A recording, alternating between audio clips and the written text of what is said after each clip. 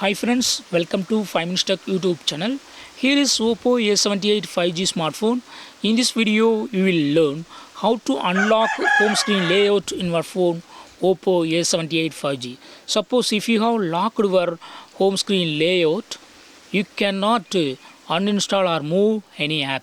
Okay, so if you would like to move or uninstall particular app, you should unlock home screen layout. Okay, what you have to do is go to the settings of your phone here, then go to home screen and lock screen, and here select home screen layout.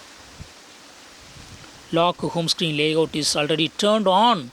You should turn it off. Okay, now it is unlocked. Home screen layout is unlocked, and now you can move any particular app or uninstall particular app. See here. So in this way you can easily unlock home screen layout in your phone Oppo A78 5G. That's all friends. Thanks for watching. Bye.